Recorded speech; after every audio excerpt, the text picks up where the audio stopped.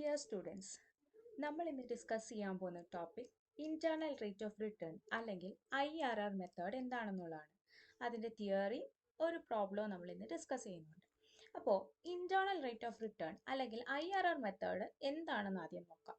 അപ്പോൾ it is A modern method. നമുക്കറിയാം capital ബഡ്ജറ്റിങ്ങിലെ modern മെത്തേഡിൽ ഉള്ള ഒരു മെത്തേഡാണ് ഇന്റേണൽ റേറ്റ് ഓഫ് റിട്ടേൺ എന്ന് പറയുന്നത്. ഇവിടെ നമ്മൾ ടൈം വാല്യൂ ഓഫ് മണിക്ക് എന്ത് കൊടുക്കുന്നുണ്ട്? പ്രാധാന്യം കൊടുക്കുന്നുണ്ട്. ഇന്റേണൽ റേറ്റ് ഓഫ് റിട്ടേൺ അല്ലെങ്കിൽ IRR എന്ന് പറഞ്ഞാൽ ഏത് റേറ്റിലാണോ നമ്മൾ ചൂസ് ചെയ്യുന്ന ഏത് ഡിസ്കൗണ്ട് റേറ്റിലാണോ NPV 0 ആവുന്നത് ആ റേറ്റിനെയാണ് നമ്മൾ IRR എന്ന് പറയുന്നത്. IRR മെത്തേഡിനെ അല്ലെങ്കിൽ ഇന്റേണൽ റേറ്റ് ഓഫ് റിട്ടേൺ മെത്തേഡിനെ നമ്മൾ ട്രയൽ ആൻഡ് എറർ മെത്തേഡ് എന്നും അറിയപ്പെടാറുണ്ട്.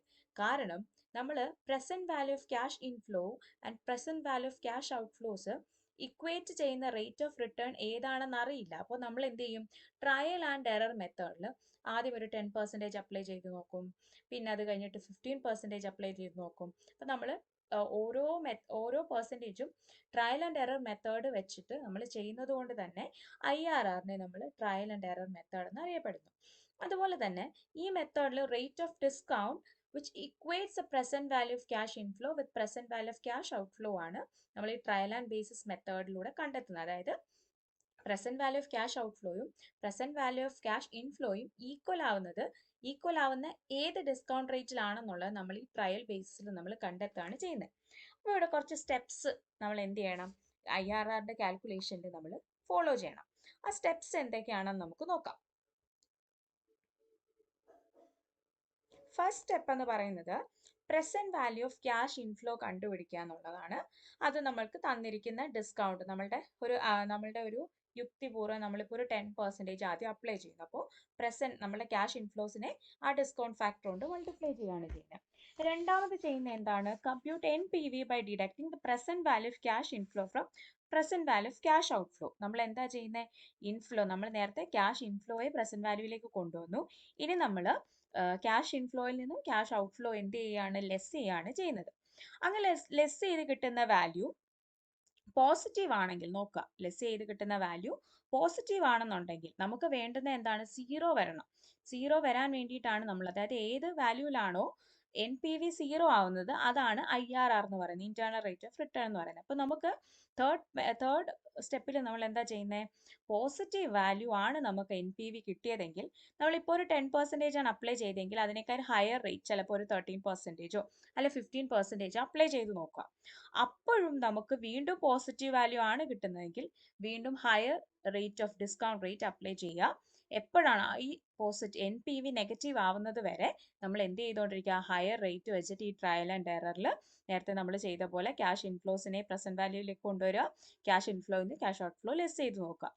അതിനുശേഷം NPV നെഗറ്റീവ് ആവുകയാണെന്നുണ്ടെങ്കിൽ നമുക്ക് അറിയാം നമ്മൾ ആദ്യം അപ്ലൈ ചെയ്ത ആ വാല്യൂവും ഇപ്പോൾ നെഗറ്റീവ് ആയപ്പോൾ കിട്ടിയ ഡിസ്കൗണ്ട് ഫാക്ടറിന്റെ ഇടയിലുള്ള ഏതോ ഒരു ഡിസ്കൗണ്ട് ഫാക്ടറിലാണ് നമ്മളുടെ എന്തിരിക്കുന്ന IRR ഇരിക്കുന്നതെന്ന് മനസ്സിലായി. അപ്പൊ നമ്മൾ എന്താ ചെയ്യുന്നത്? നമ്മൾ ഈ ഒരു ഇക്വേഷൻ അങ്ങോട്ട് അപ്ലൈ ചെയ്ത് കൊടുക്കുക. A+C divided by C - D into B - A എന്നുള്ള ഒരു ഇക്വേഷൻ അപ്ലൈ ചെയ്ത് നോക്കുക. അവിടെ A കൊണ്ട് ഉദ്ദേശിക്കുന്നത് നമ്മൾ ട്രയൽ റേറ്റ് ചെയ്യുമ്പോൾ ഏറ്റവും കുറഞ്ഞൊരു ലോവർ റേറ്റ്, ചിലപ്പോൾ ആദ്യം 10% ആയിരിക്കും നമ്മൾ അപ്ലൈ ചെയ്യുന്നത്, അതായിരിക്കും നമ്മളുടെ ലോവർ റേറ്റ്, അതാണ് A എന്ന് പറയുന്നത്. B എന്ന് പറയുന്ന ഹയർ റേറ്റ് ആണ്, ചിലപ്പോൾ നമ്മൾ 10ഉം 15ഉം ആയിരിക്കും ചെയ്തിരിക്കുന്നത്. അപ്പോൾ 10 A ആയിട്ട് എടുക്കാം, 15 B ആയിട്ട് എടുക്കാം. അടുത്ത C എന്ന് പറയുന്നത് ആ ലോവർ റേറ്റിൽ എത്രയാണോ നമുക്ക് കിട്ടിയ NPV, D എന്ന് പറയുന്ന ഹയർ റേറ്റിൽ നമുക്ക് കിട്ടിയ NPV. അത് വെച്ചുകൊണ്ട് ഈ ഒരു ഇക്വേഷൻ വെച്ച് നമുക്ക് സോൾവ് ചെയ്യുമ്പോൾ കിട്ടുന്ന വാല്യൂ ആയിരിക്കും നമ്മളുടെ IRR എന്ന് പറയുന്നത്. ഇനി നമുക്കൊരു സിംഗിൾ പ്രൊജക്റ്റേ തന്നിട്ടുള്ളെങ്കിൽ എന്ത് ചെയ്യുക? നമ്മുടെ കട്ട് ഓഫ് റേറ്റിന് ഈക്വൽ ആയിട്ടുള്ളതോ അല്ലെ കട്ട് ഓഫ് റേറ്റിന് കൂടുതലായിട്ട് നിൽക്കുന്ന ഇന്റേണൽ റേറ്റ് ഓഫ് റിട്ടേൺ ഏതാണോ അത് അക്സെപ്റ്റ് ചെയ്യുക. എന്നാൽ ഓൾട്ടർനേറ്റീവ് പ്രപ്പോസൽസ് നമ്മളുടെ മുന്നിൽ ഉണ്ടെങ്കിൽ എന്ത് ചെയ്യുക? ഹയസ്റ്റ് IRR ഉള്ളത് ഏതാണോ അതിനെ നമ്മൾ എന്ത് ചെയ്യുക? സെലക്ട് ചെയ്യുക എന്നുള്ളതാണ്. ഇതാണ് അതിന്റെ സ്റ്റെപ്സ് വരുന്നത്. ഇനി അഡ്വാൻറ്റേജസ് ആയിട്ട് വരുന്നത്, അതായത് IRRന്റെ അഡ്വാൻറ്റേജസ് ആയിട്ട് നമുക്ക് ചോദിച്ചാൽ എഴുതാൻ പറ്റുന്ന ഒന്ന്, നമുക്കറിയാം എല്ലാ ട്രഡീഷണൽ മെത്തേഡ് അല്ലാത്ത നമ്മളുടെ മോഡേൺ മെത്തേഡ്സ് എല്ലാം IRR ആയിക്കോട്ടെ, NPV ആയിക്കോട്ടെ, പ്രോഫിറ്റബിലിറ്റി ഇൻഡെക്സ് ആയിക്കോട്ടെ, അതിൻ്റെ എല്ലാം അഡ്വാൻറ്റേജ് ആയിട്ട് എഴുതാൻ പറ്റുന്ന ഒരു പോയിന്റ് ആണ് time value of money consider ചെയ്യുന്നു എന്നുള്ളത്. രണ്ടാമത്തെ അഡ്വാൻറ്റേജ് ആയിട്ട് ഉള്ളത് എൻറ്റയർ ഏർണിങ്സിനെ കൺസിഡർ ചെയ്യുന്നു. നമ്മളിപ്പോൾ പേ ബാക്ക് പീരീഡിലൊക്കെ പോലെ ഏതെങ്കിലും ഒരു സർട്ടൻ പീരീഡിൽ മാത്രം ഏർണിങ്സ് അല്ല, ആ ഒരു പ്രൊജക്റ്റിൽ നിന്ന് നമുക്ക് കിട്ടാൻ സാധ്യതയുള്ള അല്ലെങ്കിൽ ആ അസറ്റിന്റെ ലൈഫ്, ഇക്കണോമിക് ലൈഫ് മുഴുവനും ഏൺ ചെയ്യുന്ന മൊത്തം ഏർണിങ്സ് നമ്മൾ കൺസിഡർ ചെയ്യുന്നുണ്ടെന്നുള്ളതാണ്. മൂന്നാമത് കോസ്റ്റ് ഓഫ് ക്യാപിറ്റൽ ഇവിടെ കൺസിഡർ ചെയ്യുന്നുണ്ട് എന്നുള്ളതും ഒരു പോസിറ്റീവായിട്ട് അല്ലെങ്കിൽ അഡ്വാൻറ്റേജ് ആയിട്ട് നമുക്ക് എടുക്കാം.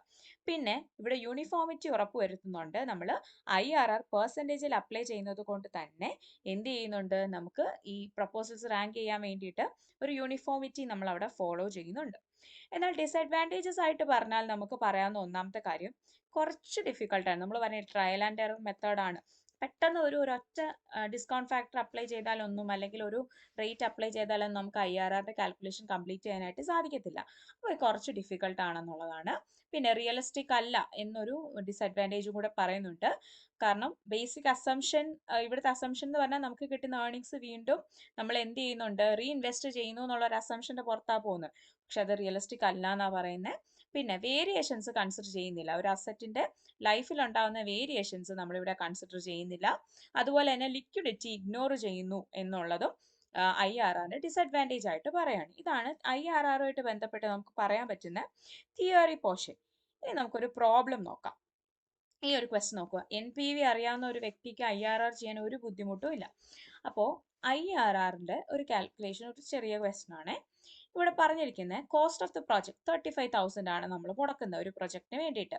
അതിൻ്റെ ഒരു എക്സ്പെക്റ്റഡ് ആനുവൽ ഇൻഫ്ലോ എന്ന് പറയുന്നത് ഓരോ വർഷവും 10,000 രൂപ വെച്ച് 10,000 റുപ്പീസ് നമുക്ക് റിട്ടേൺ കിട്ടുമെന്നാണ് നമ്മൾ എക്സ്പെക്ട് ചെയ്യുന്നത്. ലൈഫ് ഓഫ് ദ പ്രൊജക്ട് 5 വർഷമാണ്. അപ്പോൾ ഇനി വരുന്ന 5 വർഷത്തിലും നമുക്ക് 10,000 രൂപ വെച്ച് റിട്ടേൺ കിട്ടും എന്ന് നമ്മൾ പ്രതീക്ഷിക്കുന്നു. PV ഫാക്ടർ തന്നിട്ടുണ്ട്. 10%-ലെ PV ഫാക്ടർ തന്നിട്ടുണ്ട്. 15 തന്നിട്ടുണ്ട്. 20. നമുക്ക് ട്രയൽ ആൻഡ് എറർ ചെയ്യേണ്ടത് കൊണ്ടാണ് ഇങ്ങനെ ഒന്നിലധികം PV factor, present value factor നമുക്ക് തന്നിരിക്കുന്നത്.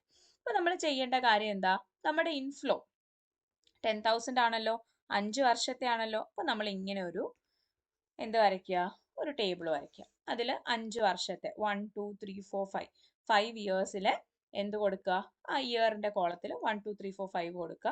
5 വർഷവും നമുക്ക് 10,000 രൂപ വെച്ച് 10,000 ആണ് നമ്മളുടെ ഇൻഫ്ലോ എന്ന് പറഞ്ഞിരുന്നു. ഇനി നമ്മൾ ആദ്യം 10% ആദ്യം ചെയ്യാം. 15 അവിടെ നിൽക്കട്ടെ. ആദ്യം ഈ ഫസ്റ്റ് ട്രയൽ നമ്മൾ 10% വെച്ച് ചെയ്യാൻ പോവാണേ. അപ്പോൾ PV ഫാക്ടർ അവിടെ തന്നേക്കുന്ന അതേ PV ഫാക്ടർ എടുത്ത് എഴുതുക. 0.909, 0.826. ഇവിടെ ഒരു കാൽക്കുലേഷനിൽ ഇതുകൊണ്ട് 0.826 ആണ്, 0.751, 0.683, 0.621 ഇതെടുത്ത് എഴുതുക. അതിനെ എന്ത് ചെയ്യുക, ഈ 10,000 ആയിട്ട് മൾട്ടിപ്ലൈ ചെയ്യുക. 10,000 into 0.909, 10,000 into 0.826, 10,000 into 0.751, 10,000 into 0.683, 10,000 into 0.621 ചെയ്യുമ്പോൾ നമുക്ക് ഈ പ്രസന്റ് വാല്യൂ കിട്ടും. ഈ ഒരു വാല്യൂ ആയിരിക്കും നമുക്ക് കിട്ടുന്നത്. നമ്മളുടെ നാലാമത്തെ കോളത്തിൽ വന്നിരിക്കുന്ന വാല്യൂസ് കിട്ടും. ഇനി ഈ വാല്യൂസിനെ എന്ത് ചെയ്യുക എന്നുള്ളതാണ്, നമ്മൾ ഈ വാല്യൂസിന് ടോട്ടൽ ചെയ്യാം. അതായത് 9,090, 8,260, 7,510, 6,830 and 6,210 ആഡ് ചെയ്യുക. അപ്പോൾ നമുക്ക് എത്ര കിട്ടും, 37,900 എന്ന് കിട്ടും. ഇതാണ് നമ്മളുടെ ഇൻഫ്ലോയുടെ ടോട്ടൽ അല്ലെ, പ്രസന്റ് വാല്യൂയിലേക്ക് കൊണ്ടുവന്ന ഇൻഫ്ലോയുടെ ടോട്ടൽ. നമ്മുടെ ഔട്ട്ഫ്ലോ, അതായത് നമ്മുടെ കോസ്റ്റ് ഓഫ് ദ പ്രൊജക്ട് എത്രയായിരുന്നു, 35,000 ആണെന്ന് ആദ്യമേ പറഞ്ഞിരുന്നു. അപ്പോൾ ഇത് ലെസ് ചെയ്യുമ്പോൾ നമുക്ക് കിട്ടുന്നത്, അതായത് ഇൻഫ്ലോയിൽ നിന്നും ഔട്ട്ഫ്ലോ ലെസ് ചെയ്യുമ്പോൾ നമുക്ക് 2,900 റുപ്പീസ് ആയിരിക്കും കിട്ടുന്നത്. ഈ 2,900 എന്ന് പറഞ്ഞ ഒരു പോസിറ്റീവ് വാല്യൂ അല്ലേ. നമ്മൾ നേരത്തെ തിയറിയിൽ പറഞ്ഞു, പോസിറ്റീവ് വാല്യൂ കിട്ടുകയാണെന്നുണ്ടെങ്കിൽ നമ്മൾ ഇപ്പോൾ അപ്ലൈ ചെയ്ത എന്താ നമ്മളുടെ ഡിസ്കൗണ്ട് ഫാക്ടറിനേക്കാൾ ഒരു ഹയർ വാല്യൂയിലേക്ക് അല്ലെങ്കിൽ ഹയർ ഫാക്ടർ വെച്ചിട്ട് മൾട്ടിപ്ലൈ ചെയ്യാൻ. അപ്പോൾ ഇവിടെ നമ്മൾ 10 വെച്ച് ചെയ്തു. അപ്പോൾ എന്തായാലും ഇതൊരു പോസിറ്റീവ് വാല്യൂ കിട്ടി. അപ്പോൾ കുറച്ചും കൂടെ വലിയൊരു ഫാക്ടർ 15 വെച്ച് നമുക്ക് ചെയ്തു നോക്കാം. ഈ സെയിം പ്രോസസ്സ് റിപ്പീറ്റ് ചെയ്യുക. PV ഫാക്ടർ എടുത്ത് കൃത്യമായിട്ടും തന്നിരിക്കുന്ന 5 വർഷത്തെ PV ഫാക്ടർ നമ്മൾ എന്ത് ചെയ്യുക, 1 2 3 4 5 അങ്ങനെ ആ ഒരു ഓർഡറിൽ തന്നെ എഴുതുക. അതിനുശേഷം 10,000 into 0.870, 10,000 into 0.756, 10,000 into 0.658, 10,000 into 572 and 10,000 into 0.497 multiply ചെയ്യുമ്പോൾ നമുക്ക് ഈ ലാസ്റ്റ് കോളത്തിലെ വാല്യൂസ് കിട്ടും. ആ വാല്യൂസ് ടോട്ടൽ ചെയ്യുമ്പോൾ നമുക്ക് 33,530 കിട്ടും. അതിൽ നിന്നും എന്ത് ലെസ് ചെയ്യുക, നമ്മളുടെ cost of the project less ചെയ്യുമ്പോൾ നമുക്കൊരു നെഗറ്റീവ് വാല്യൂ കിട്ടി. നമുക്ക് നെഗറ്റീവ് വാല്യൂ കിട്ടിക്കഴിഞ്ഞാൽ പിന്നെ ഒന്നും നോക്കണ്ട, എന്ത് ചെയ്താൽ മതി, നമ്മൾ നേരത്തെ പറഞ്ഞ ആ ഒരു ഇക്വേഷൻ, ആ ഒരു ഫോർമുലയിലേക്ക് നമ്മളുടെ ഈ ഒരു വാല്യൂസ് അപ്ലൈ ചെയ്ത് കൊടുത്താൽ മതി. അപ്പോൾ നമുക്കിപ്പോൾ മനസ്സിലായി 10%നും 15%നും ഇടയിലുള്ള ഏതോ ഒരു പെർസെൻറ്റേജിലാണ് നമ്മളുടെ NPV 0 ആവുന്നത്. ആ NPV 0 ആവുന്ന വാല്യൂ ആണ് നമ്മളുടെ IRR എന്ന് പറയുന്നത്. അപ്പൊ ഇവിടെ നോക്കിയേ, അപ്പൊ നമുക്കിപ്പോൾ മനസ്സിലായി 10ഉം 15. അപ്പൊ 10 ആണ് നമ്മളുടെ ലോവസ്റ്റ് ഫാക്ടർ, ഡിസ്കൗണ്ട് ഫാക്ടർ എന്ന് പറയുന്നത്. ഹയസ്റ്റ് എന്ന് പറയുന്നത് 15 ആണ്. ഇനി നമുക്ക് അപ്ലൈ ചെയ്യാം.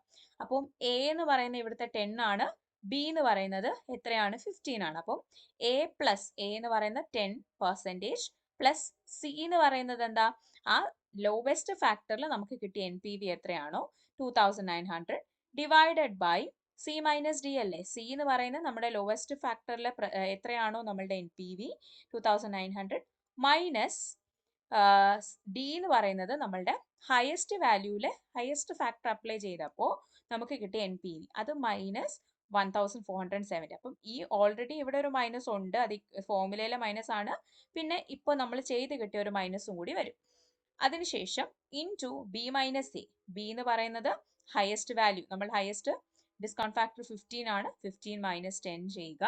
അത് സോൾവ് ചെയ്യുമ്പോൾ നമുക്ക് 13.138 എന്ന് കിട്ടും. അപ്പൊ ഈ 13.138 എന്ന് പറഞ്ഞിട്ടുള്ള ഈ ഡിസ്കൗണ്ട് ഫാക്ടറിലാണ് നമ്മളുടെ NPV എന്താവുന്നത്, 0 ആവുന്നത്. അപ്പോൾ നമ്മളുടെ IRR അല്ലെ ഇന്റേണൽ റേറ്റ് ഓഫ് റിട്ടേൺ എന്ന് പറയുന്നത് 13.318% ആണ്. അതായത് നമ്മളുടെ 10%നും 15% ഇടയിലാണ്. അപ്പൊ നമുക്ക് എത്രയായി, നമ്മളുടെ 13.318 ആണ് നമ്മളുടെ എന്തിലേക്ക് വന്ന് നിൽക്കുന്നത്, നമ്മളുടെ ഡിസ്കൗണ്ട് ഫാക്ടറിൽ വന്ന് നിൽക്കുന്നത്. ഇത്രയാണ് ഇതിൻ്റെ ഒരു പ്രോബ്ലം. എളുപ്പമാണ്, NPV അറിയാവുന്ന ഒരു കുട്ടിക്ക് ഏറ്റവും എളുപ്പത്തിൽ ചെയ്യാൻ പറ്റുന്ന ഒരു കാര്യമാണ് IRR എന്ന് പറയുന്നത്.